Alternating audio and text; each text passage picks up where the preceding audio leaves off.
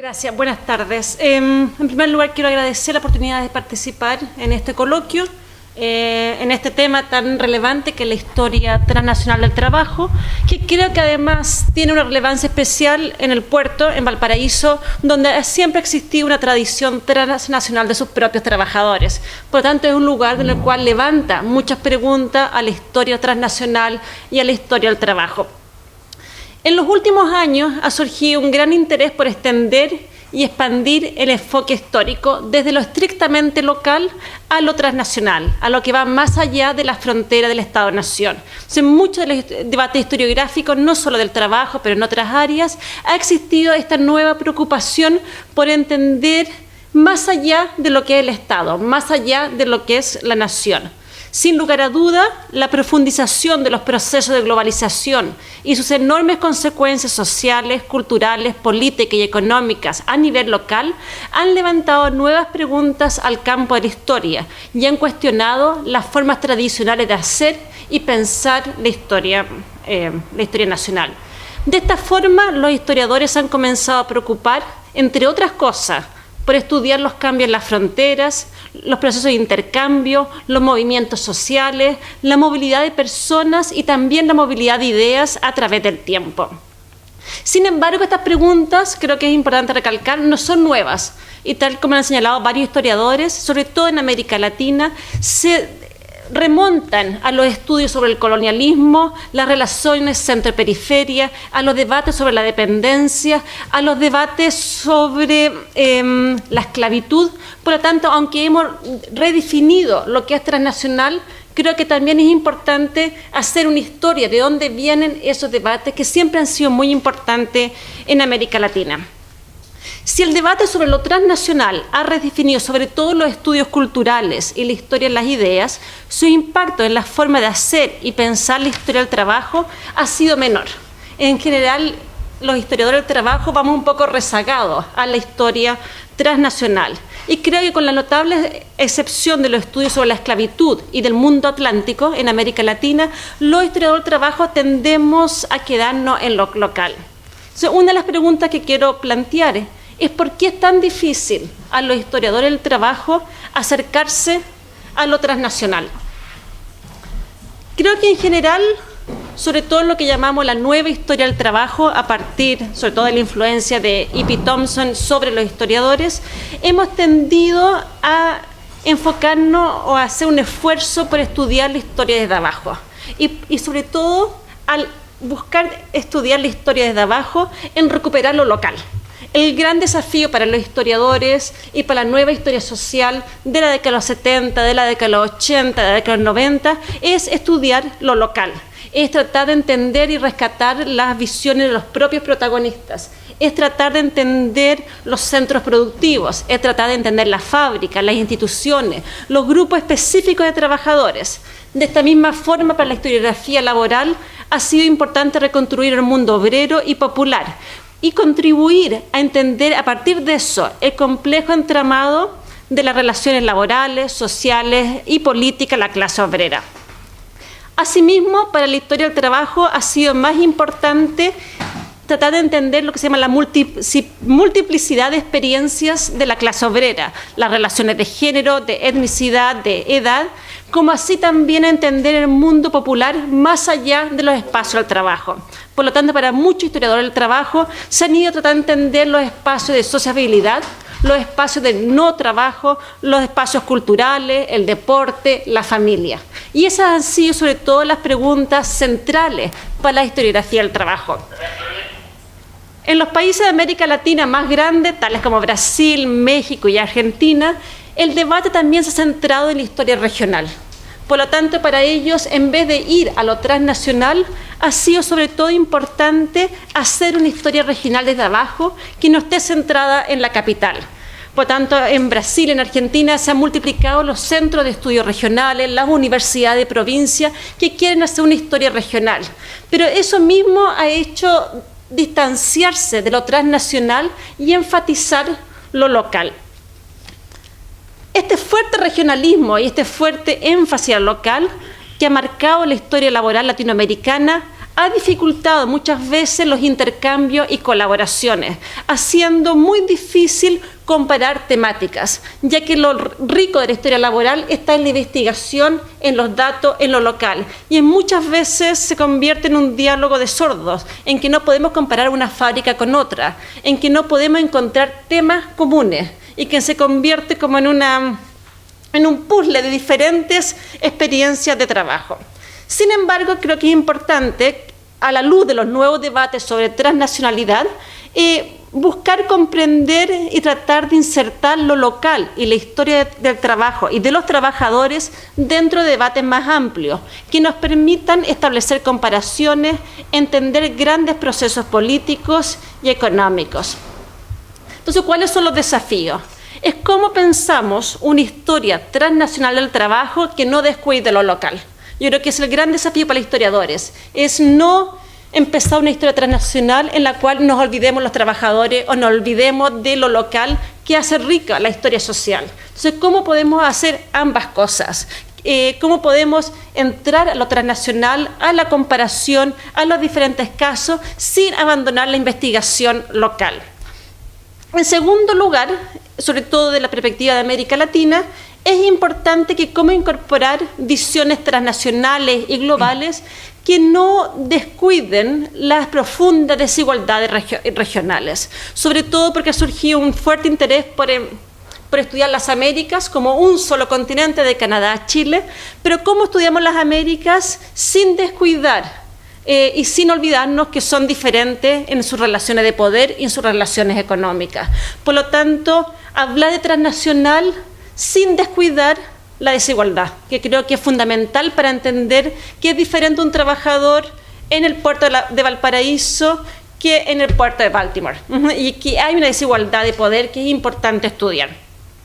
Eso mismo creo que sobre todo lo han hecho los historiadores de la Guerra Fría más recientemente, es cómo miramos la historia transnacional del trabajo desde la periferia. Y creo que eso es un debate importante que tenemos que hacernos cargo como historiadores del trabajo.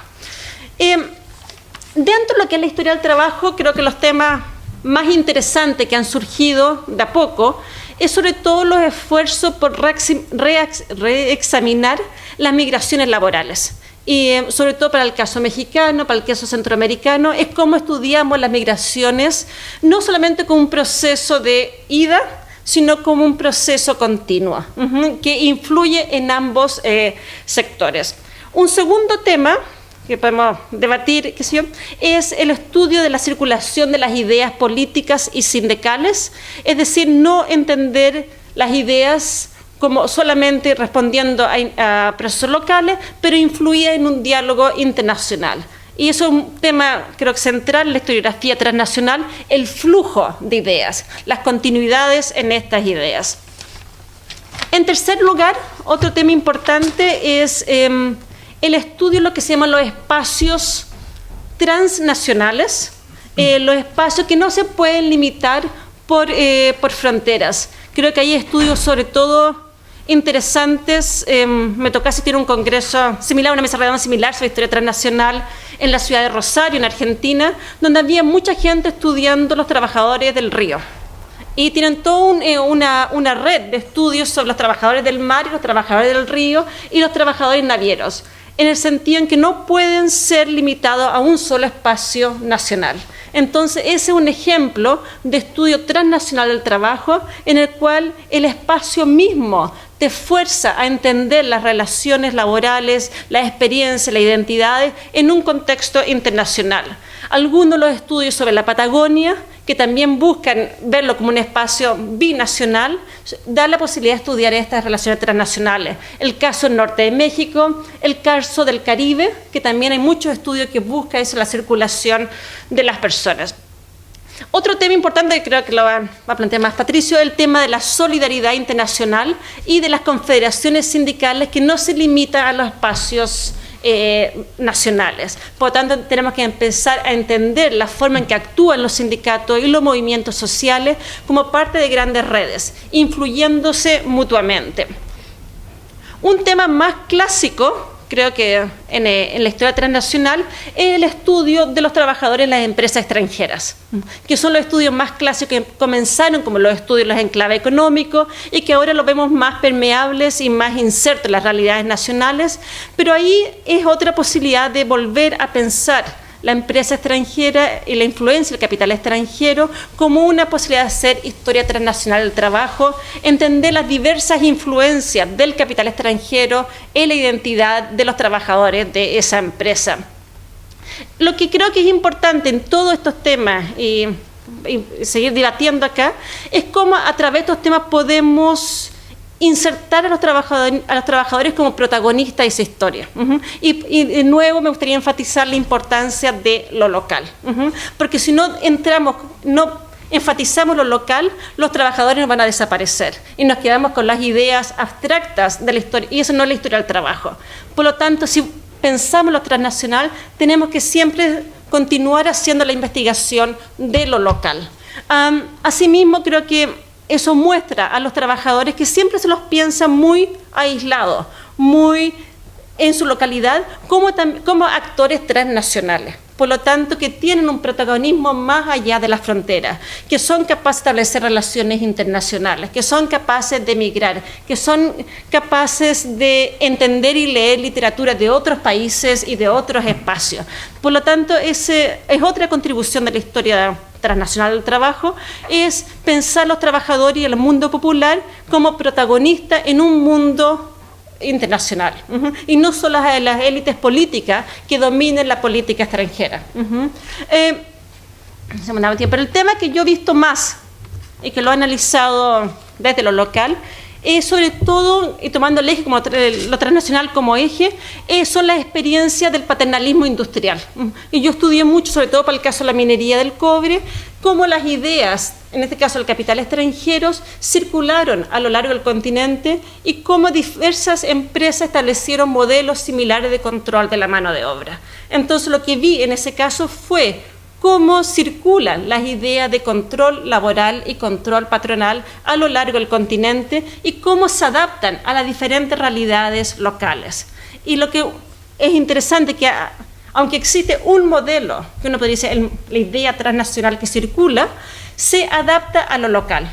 Por lo tanto, es importante comparar y discutir los diferentes casos. No es un modelo que se aplica absolutamente, sino que está siempre en diálogo. Y ese diálogo tiene que ver muchas veces con la identidad de los trabajadores que van transformando ese modelo en los diferentes casos. Entonces, el cobre en México es distinto que el cobre en Chile, el petróleo en Venezuela es distinto que el petróleo en Ecuador, aunque las empresas son las mismas muchas veces o similares. Lo quiero dejar ahí y después seguimos debatiendo, ¿no? Muy bien. Muy bien.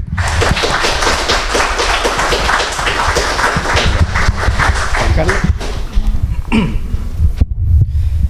Bien.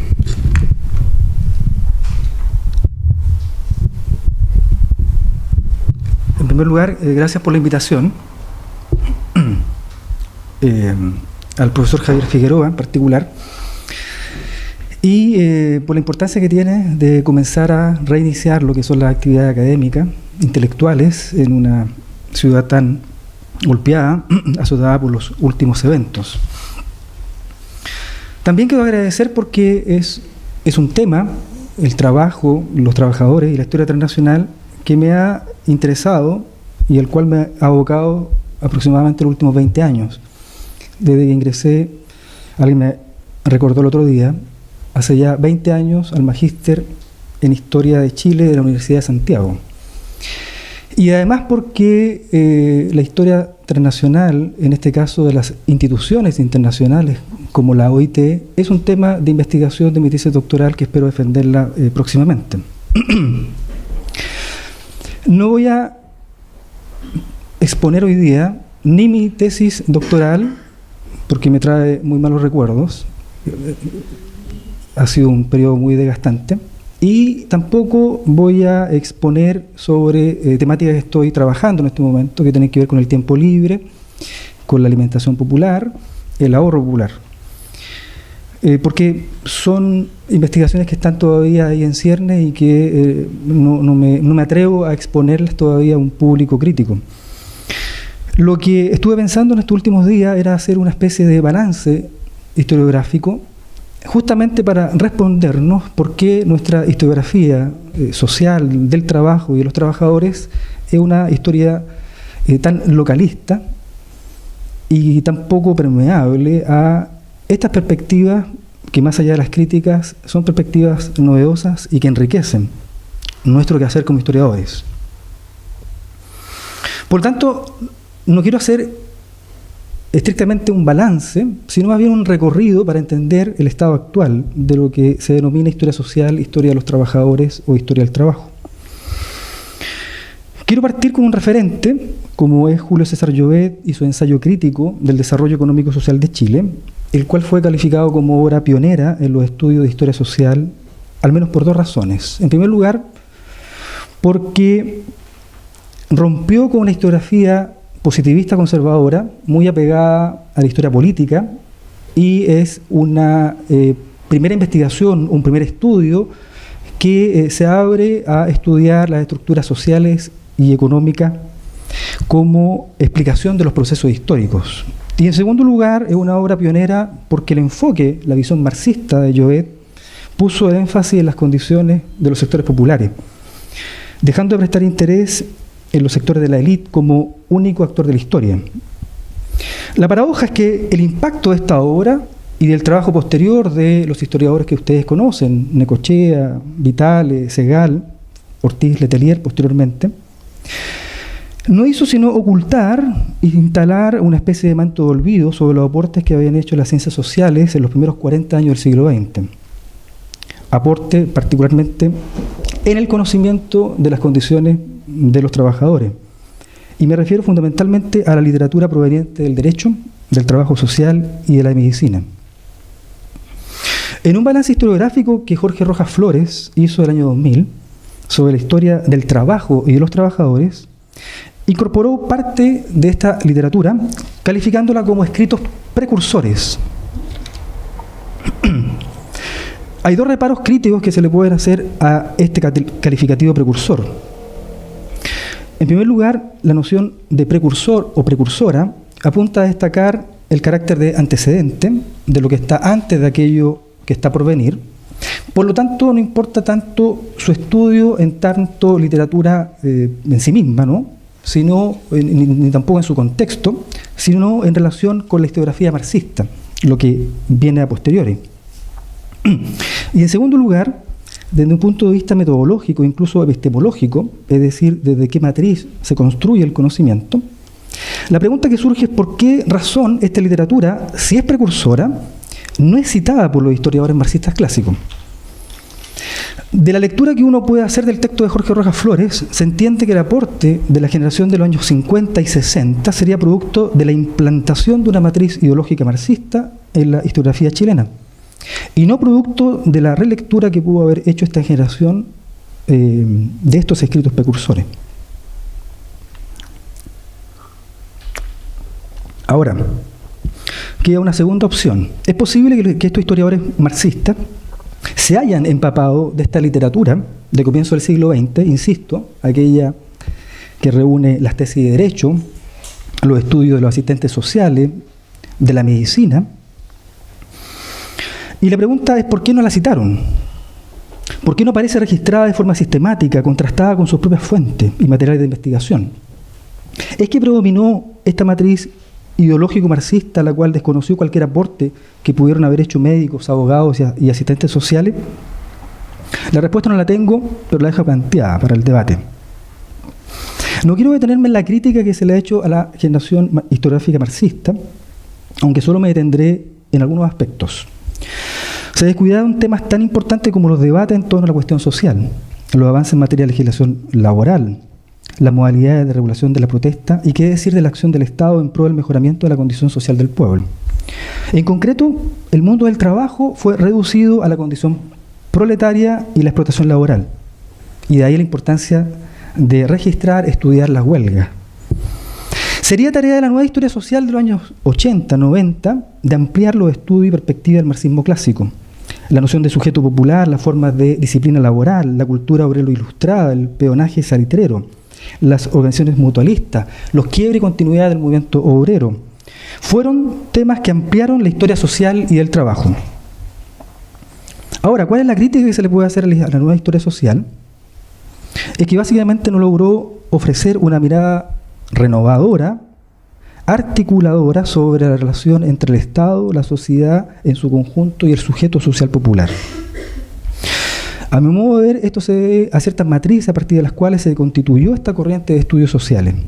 Quisiera concentrarme por el tiempo solamente en 3 matrices explicativas que han marcado la columna vertebral de los estudios de historia social de los últimos años.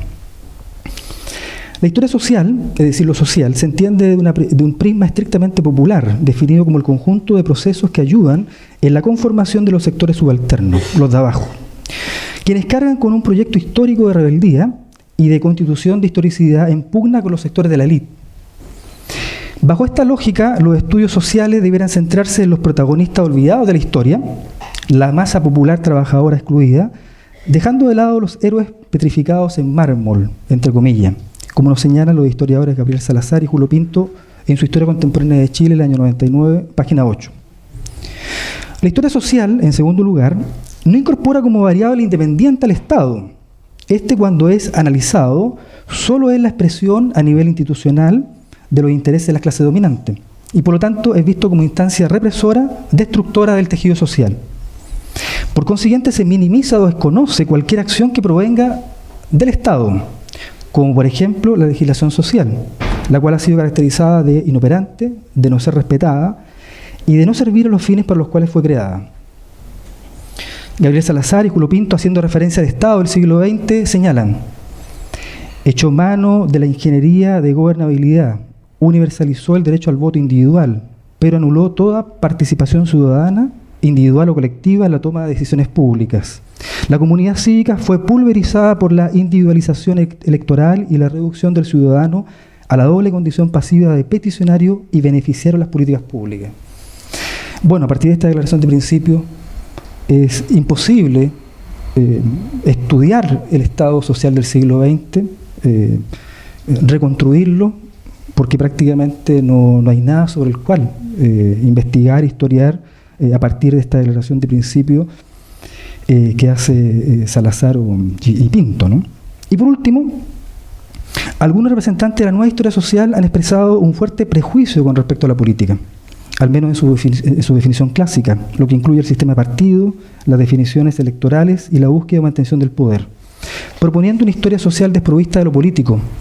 La cuestión del poder ha sido desplazada hacia el problema de la soberanía y autonomía del sujeto popular. De esta forma, lejos de los tiempos de la planificación y de las preocupaciones por el desarrollo, la historia social ha incorporado, tal vez sin quererlo, el discurso de lo político de baja intensidad, funcional a un modelo liberal impregnado de mercadotecnia. Aquí quisiera hacer un paréntesis sobre la obra y la perspectiva de un historiador como Sergio Brestoso, quien ha hecho reparo a esta historia social desprovista de lo político, proponiendo una historia social con la política incluida. En síntesis, con estas matrices que aún perduran, la nueva historia social sigue ocupando la mayoría de los esfuerzos, recursos y espacios de divulgación.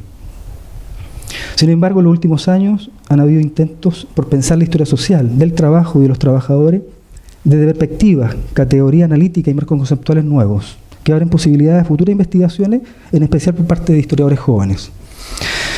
Quisiera referirme solamente a 3 ámbitos o temas que se conectan con el título de este coloquio y que me parece que abren perspectivas nuevas en torno a lo que estamos discutiendo. Y perdonen si me extiendo un poco más allá del tiempo. En primer lugar, en torno al trabajo, estrictamente hablando. Lo positivo en los últimos años es que se ha dejado de lado la idea de que el trabajo se reduce a las condiciones laborales y la cuestión sindical, lo cual son aspectos importantes, pero no únicos.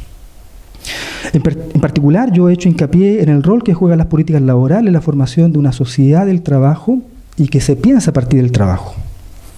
La historiografía, a fuerza de concentrarse en torno a las actividades productivas, por ejemplo, y en menor medida en torno al consumo de los trabajadores, ha olvidado las modalidades de ahorro y de crédito popular, elementos claves para pensar la formación de un circuito económico de reproducción de las clases subalternas, ¿Qué decir sobre las formas de representación de la cesantía?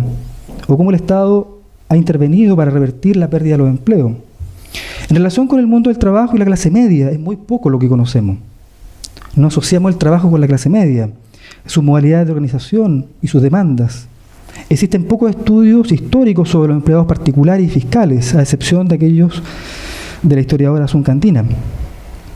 En torno a la salud, mucho se ha avanzado del estudio pionero de María Angélica Illanes sobre la historia social de la salud, donde se abordan las políticas de asistencia y de seguridad social. Hoy día hay buenos estudios sobre la formación de saberes disciplinarios en torno a la medicina, el desarrollo de una incipiente institucionalidad sanitaria, el perfilamiento de una experticia medical, donde se destacan los estudios sobre las personalidades como Eduardo Cruz-Coke, ¿no?, promotor de la ley de medicina preventiva, y las políticas sanitarias en torno a las epidemias, el alcoholismo y la planificación familiar.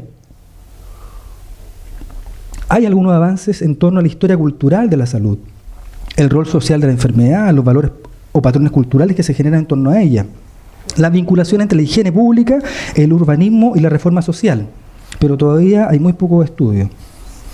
Y por último, la familia. A partir de los años 90 se desarrollaron investigaciones en torno a las políticas familiares de los años 30 y 40, donde se destacan los estudios pioneros de Karin Rosenblatt y cómo estas políticas constituyeron y validaron un modelo de familia tradicional.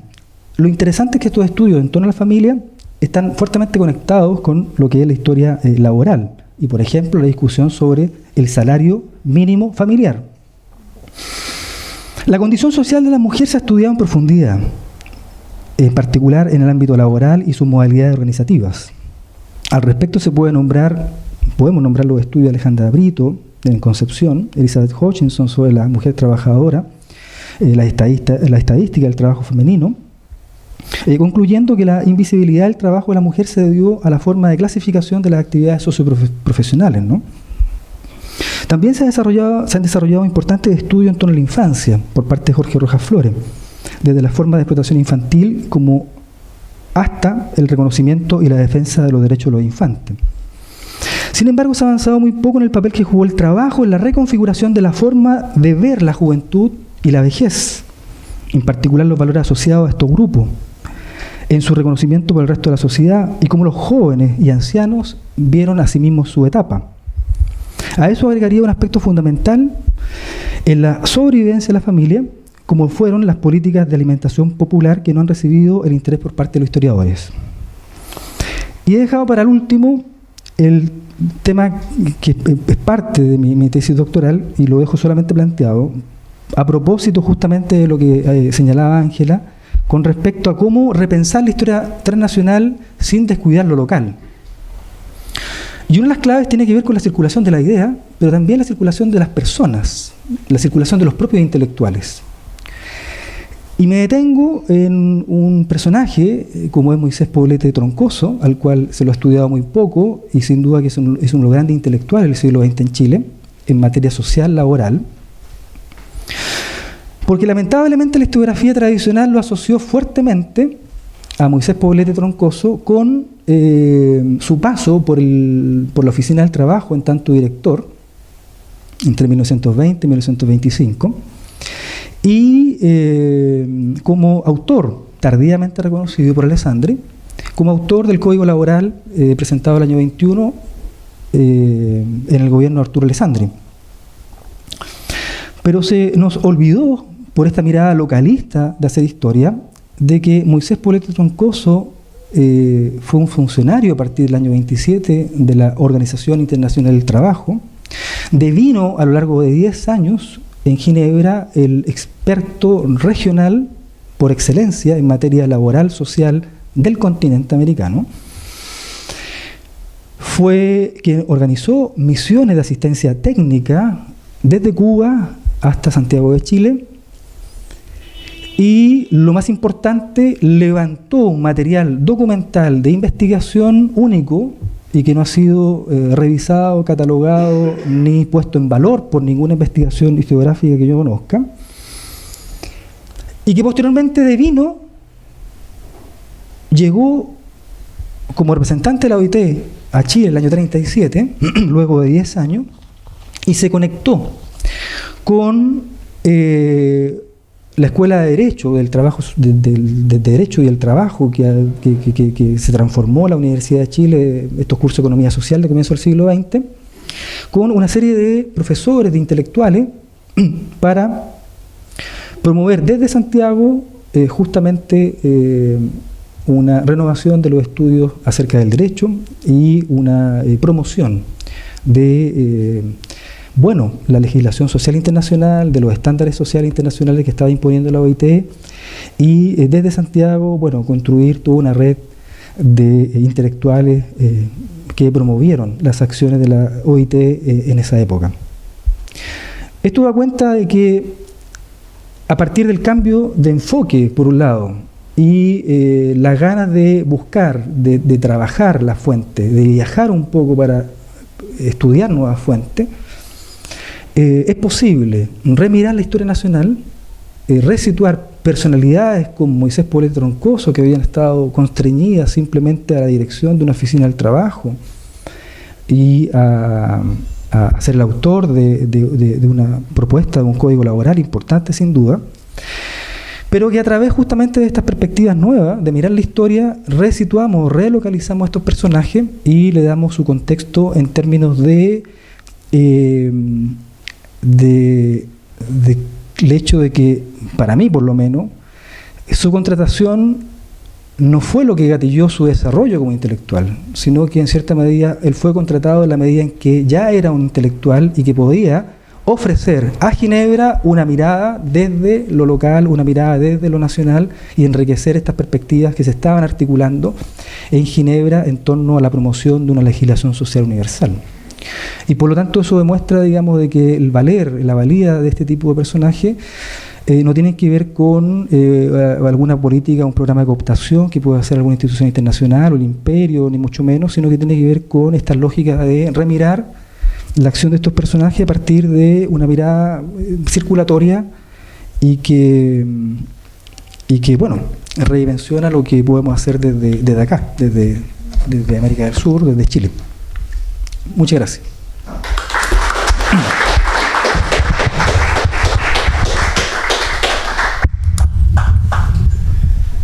Dejamos con la palabra al profesor Patricio Herrera. Bueno, primero que todo, igual, muchas gracias por la invitación a Luis, a Javier Figueroa, por estar en este espacio, para mí además muy significativo, porque me recuerda justamente al profesor Sergio Flores, con el cual tuve una amistad y que lamentablemente por mi espacio de estar en México en estos últimos 5 años no pude obviamente asistir a sus funerales, asistir a ese momento tan triste quizás para el instituto, para la propia universidad, y por lo tanto estar aquí es también un signo de recordarlo a él, y por lo tanto en parte yo quiero dedicar de alguna manera esta presentación al profesor Sergio Flores. Bueno, a ver, Ángela y Juan Carlos de alguna manera han establecido una serie de premisas que me parece que ahorran absolutamente algunos elementos que yo pudiese decir, y en ese sentido entonces me parece relevante quizás destacar esto último que se está señalando por Juan Carlos, que tiene que ver con la historia transnacional como una fórmula que, si bien no puede explicar todo y no pretende por lo tanto tampoco eso, sí es una fórmula desde una realidad metodológica, desde una realidad de, en definitiva, enfrentar un nuevo marco teórico de cómo entender la historiografía, de cómo entender los procesos históricos, y que nos puede entonces ayudar a complementar, a ampliar, a hacer un conocimiento más acumulativo en torno a problemas tan importantes como son los trabajadores y como es el trabajo. Y en ese sentido, entonces, a mí me parece relevante, de acuerdo a lo que yo voy a plantear aquí, establecer que justamente uno de los aportes que tiene la historiografía o la historia transnacional tiene que ver con la circulación. Juan Carlos lo dijo muy bien con respecto a la circulación de ideas, pero también Ángela apelaba a la circulación de personas, pero también eso nos obliga a pensar en la circulación de proyectos que tienen dimensiones locales, dimensiones regionales, dimensiones continentales y dimensiones internacionales. Y entonces cuando uno se pone a explorar archivos que muchas veces estuvieron frente a nuestras narices, otros que en el fondo han estado mucho más ocultos, otros que han estado siempre ahí pero que han sido muchas veces etiquetados como fuentes que no servían, no eran útiles para ver ciertos procesos históricos, nos empezamos entonces a encontrar con una serie de aspectos que nos permiten ampliar la mirada sobre un proceso histórico, que no es ni mejor ni peor. No es en el fondo lo que va a explicarnos todo, pero que sin duda va a avanzar en el conocimiento social, político, económico, de una realidad que nos interesa, que en este caso es los trabajadores y la propia discusión sobre el tema del trabajo. Bueno, en ese sentido es que yo llegué a lo siguiente, y que tiene que ver con estudiar a los trabajadores de América Latina a través de una organización que es la Confederación de Trabajadores de América Latina. Una confederación que se desarrolló entre los años 1938 y 1963, por espacio de 25 años, y donde en definitiva, mirando esa historia, logré establecer una serie de conexiones, muchas de las que aquí se han anticipado por Juan Carlos y por Ángela, desde una perspectiva teórica, y yo en el fondo centrándolo ahora desde una perspectiva práctica. Bueno, esta foto es muy ilustrativa de una realidad que hasta hace algunos meses nosotros, seguramente ninguno de los que está acá, hubiésemos sospechado, primero, que existía. Segundo, que en definitiva, en esta primera fila de las personas que se muestran en esta fotografía, aparece un chileno en la Ciudad de México el 20 de noviembre de 1936. Tercero, el chileno que aparece, en el fondo, aparece conmemorando un aniversario más de la Revolución Mexicana. Cuarto, en el fondo, no tan solo hay un personaje chileno, sino que también hay un personaje español, que es la mujer que está de uniforme y que representa los intereses del republicanismo español. Y quinto, hay una serie de personajes emblemáticos, como el personaje que está al centro entre la mujer y el personaje chileno, que ya voy a señalar quién es, que es, ¿no es cierto?, el dirigente político, sindical e intelectual Vicente Lombardo Toledano, que es el que está en el centro. Pero quien en el fondo está a la izquierda de Lombardo Toledano es el chileno, y es Elías Laferte. Y entonces la pregunta, cuando yo vi esta foto hace 3 años atrás, es en el fondo decir, ¿qué hace Elías Laferte un 20 de noviembre de 1936 en Ciudad de México, en pleno Zócalo, tomado del brazo, conmemorando un aniversario más de la Revolución Mexicana? Además, en compañía de María Caridad del Río, que quizás ese nombre no nos dice nada. Pero si yo digo María Mercader, ese nombre ya nos dice bastante, porque es la madre de quien, en definitiva, ¿no es cierto?, va a asesinar a Trotsky en México. ¿Ya? Por lo tanto, desde ese punto de vista, esta foto tiene una historia que nos vincula a una serie de instancias que van a romper la frontera del territorio nacional y por lo tanto nos va a llevar a una historia que efectivamente está cruzando lo transnacional, donde por lo tanto la frontera física no es impedimento para que circulen las ideas, no es impedimento para que circulen los proyectos, no es impedimento para, en el fondo, inclusive llegar a un acuerdo, a un consenso, donde, por ejemplo, está un Elías Laferte comunista frente a alguien que defiende el republicanismo español, que tiene un cierto corte reformista, o está Lombardo Toledano, que es un marxista, pero que se declara como un no comunista, por ejemplo. Bueno, la pregunta es ¿por qué está Elías Laferte ahí?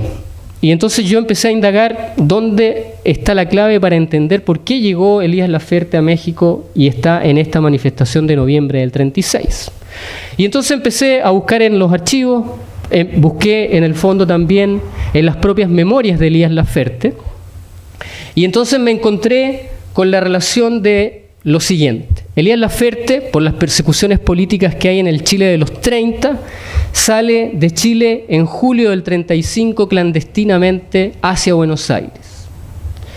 De julio a enero, julio del 35, enero del 36, está como clandestino en Argentina, principalmente en Buenos Aires. Allá no va a estar en un afán, obviamente, solamente de refugiarse, esconderse, sino que va a trabajar para la Confederación Sindical Latinoamericana. Va a ser uno de los representantes de Chile en la Confederación Sindical Latinoamericana. La Confederación Sindical Latinoamericana está afiliada a la Internacional Sindical Roja, que a la vez está en el fondo vinculada directamente con la Internacional Comunista. Por lo tanto, en el fondo, ahí ya tenemos otro foco tremendamente interesante, porque Elías Laferte, si bien escapa de la persecución política de Chile, en Chile hacia Buenos Aires, no tan solo se va a vincular en Buenos Aires con una dirigencia política, sino que además va a hacer trabajo para la Internacional Sindical Roja. Bueno, el punto es que en esos meses, en el fondo, se le encarga una misión a él y a 2 dirigentes más de la Internacional Sindical Roja. Venir a Santiago de Chile en enero de 1936 a una reunión americana del trabajo. Y esa reunión americana del trabajo es una reunión que es la primera reunión de la Conferencia Americana del Trabajo organizada por la OIT y el gobierno de Chile, en este caso de Arturo Alessandri Palma. ¿Cuál es la misión de Elías Laferte y 2 personajes más de Argentina y que están ligados con la Confederación Sindical Latinoamericana y con el movimiento obrero argentino? Venir a ser veedores de esa Conferencia Americana del Trabajo, a la cual se le tenía poca confianza de discutir los problemas reales que le estaban aconteciendo a los trabajadores de la región. Hay que hacer un paréntesis: la Conferencia Americana del Trabajo, una conferencia tripartita, tal como son las conferencias internacionales del trabajo. Segundo paréntesis, es la primera conferencia que saca a la OIT de Europa y la trae a un espacio en este caso atlántico, y en este caso es en Chile, y todo lo que implica ello con mostrar lo que pasa en América Latina en relaciones laborales o en relaciones, en el fondo, patronales y en relaciones del Estado. Esos 3 ejes se discuten, en el fondo cada uno presenta sus mociones, sus problemas, y luego se llegan a ciertas resoluciones en esa Conferencia Americana del Trabajo. Bueno, paralelamente a la Conferencia Americana del Trabajo, los delegados obreros que van a esa conferencia oficial de la OIT y el gobierno de Chile se reúnen en forma absolutamente informal. ¿A qué, en el fondo, acuerdo llegan esos delegados obreros que habían asistido a la conferencia oficial? Que hay que hacer un pacto por la unidad de los trabajadores de América Latina. Y ese pacto incluye formar una gran plataforma continental que sea capaz de enfrentar lo que se viene y que ya se avisoraba, que era una Segunda Guerra Mundial, y que por lo tanto, desde ese punto de vista, los trabajadores tenían que tener una gran organización, una gran plataforma continental que defendiera las nuevas condiciones que iba a implantar esa guerra. Bueno, Elías Laferte es el que participa en esa reunión informal. Y así como se fue clandestino, ingresó a Chile nuevamente como clandestino. Porque obviamente se fue perseguido políticamente, ingresó por pasos fronterizos absolutamente, ¿no es cierto?, descuidados en ese tiempo, tal como los hay hoy día, ya, pero que en ese tiempo eran mayores todavía, y entonces en el fondo pudo estar en esa reunión, en el fondo informal, y pudo ser parte del pacto que firmaron una veintena de delegados obreros que vinieron a la Conferencia Americana del Trabajo. Historia corta, por el tiempo. Elías Laferte termina la Conferencia Americana del Trabajo organizada por la OIT y el gobierno de Chile. Los 2 dirigentes de la Confederación Sindical Latinoamericana que vienen con Laferte se vuelven a Argentina. Elías Laferte dice: no, yo me voy a quedar. Y le dicen: oye, pero no te puedes quedar, si te están persiguiendo, te van a sorprender y en el fondo te van a meter a la cárcel y quizás, en definitiva, no vas a salir ahí por un buen tiempo. No, dice: yo me quedo porque ahora hay una huelga de ferrocarriles y yo quiero estar en la huelga de ferrocarriles. Bueno, la huelga de ferrocarriles de enero, febrero, marzo, abril del 36 es una de las huelgas más largas que tiene la historia de Chile. Y en el fondo, en esa huelga, es sorprendido Elías Laferte por la policía, tomado preso, ya torturado, porque era un personaje que ya había sido arrancado, ¿no es cierto?, desde julio del 35 y era por lo tanto muy buscado. En el fondo se le saca toda la información de por qué él está en Chile y bueno, lo que le toca es que en definitiva le dan la pena de extrañamiento y esa pena de extrañamiento en el fondo la cumple en México. ¿Por qué? Porque justamente Lombardo Toledano, sin conocerlo, pero por comunicaciones del Partido Socialista de Chile, que sí tenía amistades con Lombardo Toledano, le escriben una carta y le dicen: mire, tenemos un problema con Elías Laferte y queremos ver si en el fondo la Confederación de Trabajadores de México, que había sido recién creada en febrero del 36, puede en el fondo apoyar a Elías Laferte en su proceso de presidio, entre comillas, en México.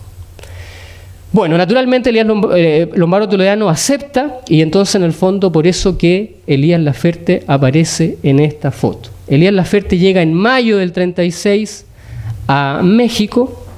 De mayo a noviembre no es que en el fondo haya estado de vacaciones, sino que efectivamente trabajó codo a codo en el fortalecimiento del movimiento obrero mexicano.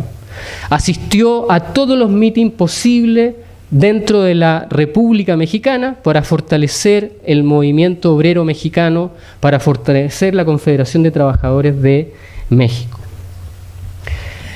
¿Qué pasó entre tanto? Que efectivamente a partir de ese momento empezaron todas las gestiones para conseguir que primero hubiese un Congreso Obrero Latinoamericano en alguna parte de la región. Segundo, que ese Congreso Obrero Latinoamericano terminara o confluyera en una gran plataforma continental de los trabajadores. Bueno, haciendo la historia corta, pasaron 2 años de gestiones. En esos 2 años de gestiones, dentro de los cuales Lombardo Toledano fue clave, porque fue el que generó todas las comunicaciones, Elías Laferte fue un personaje clave para reunir a gran parte de los dirigentes de los trabajadores, de sindicatos pequeños como de sindicatos grandes del Cono Sur, para poder en el fondo firmar la aceptación de ir como delegados a este Congreso Obrero Latinoamericano que finalmente se celebró en México en septiembre del 38. ¿Sí? Y entonces, ahí sigue la historia, ¿ya? Porque uno dice, bueno, nos quedamos el 36, pero la historia sigue para el 38. Por temas de tiempo no me puedo detener. Bueno, esta foto no tan solo muestra en el Palacio de Bellas Artes de la Ciudad de México, el 8 de septiembre del 38, el plenario de ese Congreso Obrero Latinoamericano, donde fue el congreso que hasta ese momento se tenga registro, fue el Congreso Obrero más grande que se tenga conocimiento, donde fueron aproximadamente unos 2.000 delegados obreros de toda la región, muchos de ellos en el fondo representando a pequeños sindicatos, porque obviamente había una fragmentación, una atomización muy grande del movimiento sindical latinoamericano. Por lo tanto, en el fondo, ¿qué es lo que sucede aquí? Que en esta foto, a pesar de que se ve muy pequeñamente, en la tercera fila hacia el centro, quizás porque yo los he visto tanto, los reconozco, pero está Salvador Ocampo, dirigente comunista, ¿ya? Y Bernardo Ibáñez, que me voy a parar para identificarlo. Salvador Ocampo, Bernardo Ibáñez. Ambos dirigentes de la CTC, que fueron en representación de los trabajadores de Chile a ese Congreso Obrero Latinoamericano. ¿Sí? Por lo tanto, la historia ya va cruzando una serie de intereses que no tan solo tienen que ver con una circulación de personas, sino que hay un proyecto en común que se está tratando de construir, una plataforma que en este caso es un gran movimiento obrero latinoamericano. Bueno, dicho sea de paso, esta sesión plenaria termina con una resolución. ¿Cuál es la resolución? Que se debe formar una confederación de trabajadores de la región. ¿Cuál es la confederación? La Confederación de Trabajadores de América Latina, que tiene el mismo día de fundación que está aquí establecido, el 8 de septiembre del 38. ¿Quién es el presidente? Lombardo Toledano, que es él va a ser el dirigente de esta confederación.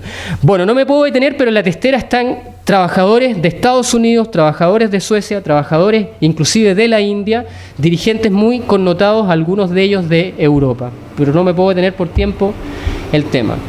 Sigo en este salto, porque esto podría hacerlo mucho más continuado, pero por los tiempos no puedo. Me imagino que la foto la reconocen. Quizás no reconocen obviamente el ambiente, pero me imagino que sí se dan cuenta que se trata de la Plaza de la Constitución, se trata de Santiago de Chile el año 42. Bueno, esta foto yo la tengo en los 360 grados y la Plaza de la Constitución está llena. Haciendo un estudio perimétrico, en el fondo la plaza tiene entre 25.000 y 30.000 personas. escuchando a un dirigente que es Vicente Lombardo Toledano, presidente de la Confederación de Trabajadores de América Latina, que uno podría decir, bueno, ¿qué hacen 30.000 personas de Chile que son trabajadores de distintas realidades, escuchando a un dirigente mexicano que obviamente está dirigiendo a una Confederación de los Trabajadores de América Latina? Es porque claramente las fronteras nacionales han roto absolutamente toda posibilidad de ponerle límites a los sujetos, no tan solo para moverse, sino porque también las ideas, los proyectos de unificación, los criterios de solidaridad, los criterios en el fondo de pelear por ciertos derechos sociales y laborales, han permeado justamente esas fronteras, en este caso físicas, que le impone la región, en este caso a la realidad. Bueno, naturalmente, ustedes ven cómo hay ahí una serie de sindicatos, como hasta el sindicato del manicomio, que en el fondo son cosas tan menores como esa la que nos encontramos. Y por último, en Santiago, 13 de septiembre del año 43, en el segundo Congreso General de la CTC. Y aquí nuevamente hay una historia que comienza, yo diría no a cerrarse, pero hoy día la quiero cerrar aquí por un tema de tiempo. Me paro de nuevo. Lombardo Toledano viene a este congreso de la CTC. ¿Quién está aquí? Nuevamente Elías Laferte. ¿Ya? Y bueno, está Bernardo Ibáñez, está Salvador Ocampo y una serie de dirigentes e intelectuales con los cuales se reunió en ese momento. Inclusive en esta foto hay una serie de dirigentes peruanos que vinieron a Chile y que en el fondo, en presencia de Elías Laferte, Salvador Ocampo y Bernardo Ibáñez, junto con estos trabajadores peruanos, pactaron la posibilidad de unificar el movimiento de Perú, de los trabajadores peruanos, el cual se cumplió 2 meses después cuando se formó la Confederación de Trabajadores de Perú. ¿Sí? Bueno, ¿qué va demostrando todo esto?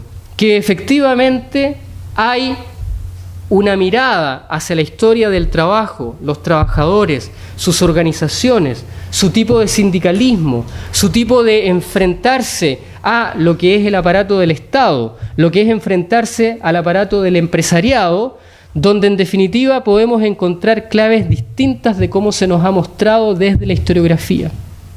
¿Ya? Yo he hecho todo el recorrido de la historiografía chilena con respecto a la Confederación de Trabajadores de Chile y no hay absolutamente ningún autor que diga que efectivamente, por ejemplo, la Confederación de Trabajadores de Chile estuvo vinculada a la Confederación de Trabajadores de América Latina. Y quiero decirles que el periódico de la CTC, que está en la Biblioteca Nacional, o sea, no está ni siquiera en Europa ni en Estados Unidos, porque a veces nos quejamos de, no está muy lejos, entonces no lo pude ver. O sea, está ahí, en la Biblioteca Nacional. Tenemos connotados en el fondo investigadores que han trabajado la historia política y social y sindical. Juan Carlos ya nombró a varios, para no repetirme. Sin embargo, cuando han visto ese periódico de la CTC, que cubre un espacio de 20 años, como que parece que saltaron eso. Como que parece que eso no existiese. ¿Ya? Y resulta que en definitiva, mucho del mandato de lo que la CTC hizo, sobre todo entre el año 39 y el año 46, tiene que ver en estricta relación con lo que la Confederación de Trabajadores de América Latina le señaló que había que hacer. Entonces, si yo me encuentro con el Congreso del 39 de la CTC, el primer Congreso, o me encuentro el segundo Congreso de la CTC, el 43, cuando uno va a las resoluciones dicen que en estricto rigor que se tiene que cumplir con lo que la CETAL, en el fondo, está mandatando para la organización de los trabajadores. Les voy a dar solamente, por ejemplo, un detalle. El año 41 hay una gran manifestación de paro de 15 minutos de todos los trabajadores de América Latina que ordena la Confederación de Trabajadores de América Latina. Y en Chile eso se cumple como se cumple en Argentina, como se cumple en Uruguay, como se cumple en Venezuela o como se cumple en Cuba. Pero nosotros hemos como pasado por alto en ese sentido estas temáticas. Para cerrar, ¿qué nos quiere decir esto? ¿Nos quiere decir esto que es mejor historia que lo que se ha hecho? No. Lo que nos quiere decir es que la historia se puede complementar. Se puede ver, en este caso, en otros escenarios. Nos podemos dar cuenta que los sujetos están compartiendo, inclusive más allá de lo ideológico y más allá de lo partidista. Porque Lombardo Toledano era marxista, pero se declaraba como un ferviente, en el fondo marxista, pero no era partidario del Partido Comunista. Sin embargo, estaba relacionado con Elías Laferte y tiene numerosas cartas con Elías Laferte y con otros dirigentes comunistas de Argentina o de Uruguay o de Cuba. Entonces, en algún momento también nos han construido estereotipos. Y los estereotipos que nos ha construido principalmente nuestra historiografía, para apelar a lo que tenemos más próximo, y en ese sentido estamos de acuerdo con Juan Carlos y con Ángela que en el fondo lo local no se puede perder, pero tampoco lo local se puede superponer a lo otro, como decir que es lo único que preexiste. Porque efectivamente, si bien el prejuicio ¿en qué consiste? Consiste en que en realidad el sindicalismo de los socialistas era uno y el sindicalismo del comunismo era uno y el radical era otro, y por lo tanto en algún momento no podían dialogar. O sea, dialogaron más de lo que nosotros en el fondo creemos. Lo que pasa es que en el fondo las fuentes no las hemos revisado. Algunas están aquí, entre nosotros, en el Archivo Nacional, en el Archivo Siglo XX, en Matucana. Lo que pasa es que no hemos mirado eso porque a veces tenemos en el fondo los prejuicios y por otra parte no tenemos el conocimiento para llegar a ese tipo de fuente. Lo segundo es que en el fondo está claro que la historiografía, tal como lo señaló ya Juan Carlos, pero yo quisiera ir un poco más allá. La historiografía, yo diría que entre el 85 y el 2000 la historiografía social o la nueva historia social nos hizo avanzar mucho sobre ciertos supuestos historiográficos identitarios de clase obrera y de trabajadores entre lo que es 1850 y 1920. Pero del 2000 a esta parte, claramente eso ya viene siendo una realidad que está dañando más que en el fondo beneficiando. Cuando digo dañando más que beneficiando, me refiero a que en el fondo esa historiografía pareciera ser que puso un techo. Y como que desde ahí nosotros ya no podemos llegar a descubrir nuevos derroteros, no podemos llegar a descubrir nuevas problemáticas, nuevas temáticas, nuevos desarrollos historiográficos. Y por lo tanto como que todo se puede explicar en torno a ciertas dinámicas que esa historiografía ha desarrollado y que no me voy a extender porque Juan Carlos ya de alguna manera la indicó.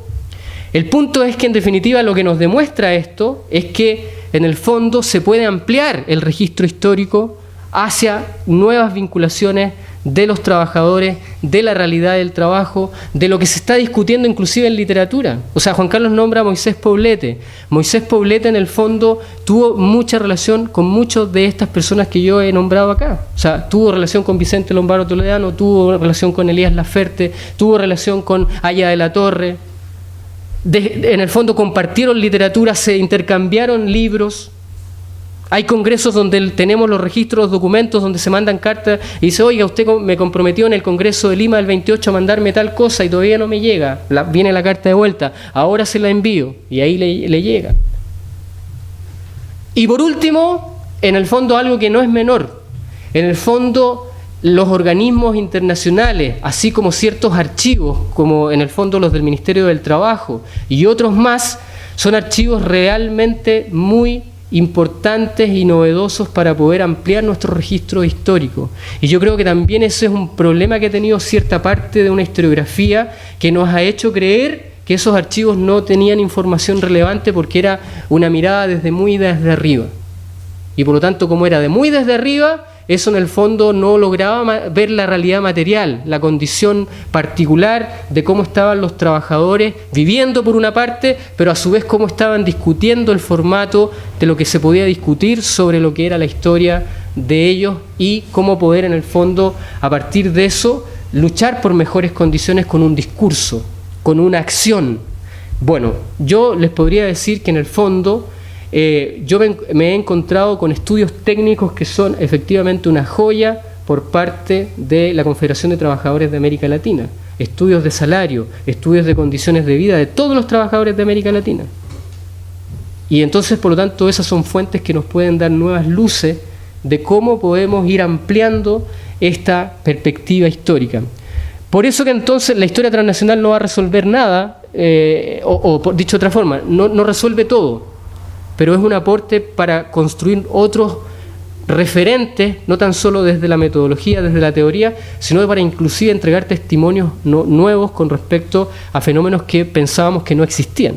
Porque claramente, en el fondo, si uno no muestra esta primera foto, pudiese creer que nunca, en el fondo, Elías Laferte vivió en México casi 1 año y medio. Muchas gracias.